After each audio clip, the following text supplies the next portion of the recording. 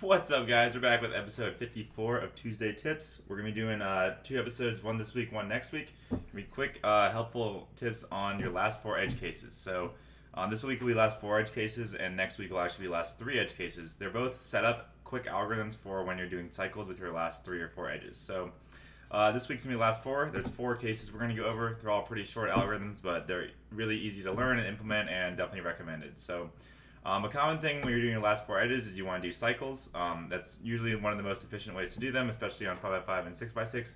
7x7 it gets trickier, but still probably a good idea to be comfortable with that. So the biggest issue with doing cycles is when you finish your first 8 edges, you're now in this spot where you have your 4 edges around the E layer like this. So in order to fix that, you want to get ready for cycles, you want to have 2 edges in front and then 2 edges on top, and that can be a little cumbersome at times. So these are algorithms that will make it a lot easier for you. So the first case, this is for when, these cases are for when you want to cycle this edge with one of these 2 edges. If you want to cycle this edge and this edge, you would just do a rotation, and now you have the case, one of the cases I previously was mentioning. So this first case is the simplest one.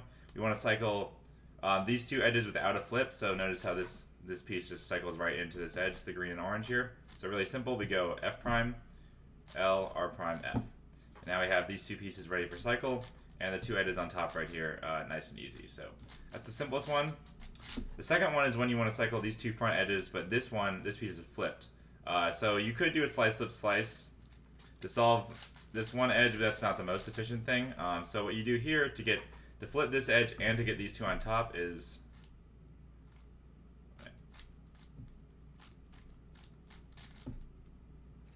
so if you want to do it again, F prime, R prime, U, L, F2, R prime, F, R.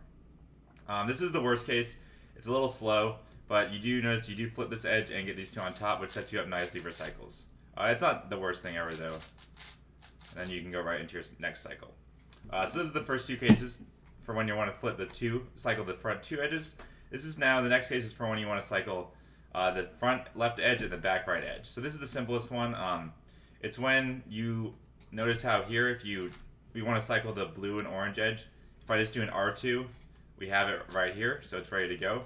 So this is the easiest case. You go R, U, R, and then you just pull the back edge out with L, U prime, L prime. So it's nice, easy, 6 moves.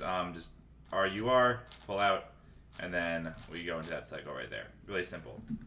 The last case is when you want to cycle this back edge, the back right edge with the front left edge, but if you notice, if you do the RUR, then they're not ready to be cycled. The red and yellow here don't match the red and yellow here. You just do a slice, flip, slice.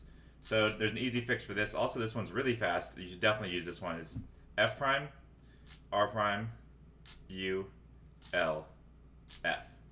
And that's, I think, 5 moves or 6 moves. And now we have, notice, red and yellow ready to be cycled right there. So definitely recommend to use that one. I'll just do it real quick again. It's, yeah, really fast. It's, what is that? 1, 2, 3, 4, 5. So yeah, definitely recommend that one. That's the best one in terms of how awkward the initial case is versus the best, and how easy the algorithm is to use it. So I definitely would recommend using, especially the last one and the first couple. So just a quick, easy. These aren't the craziest algorithms in the world, but a lot of things that people don't think about optimizing, and definitely something that is good to have in your repertoire if you're an advanced big cube solver.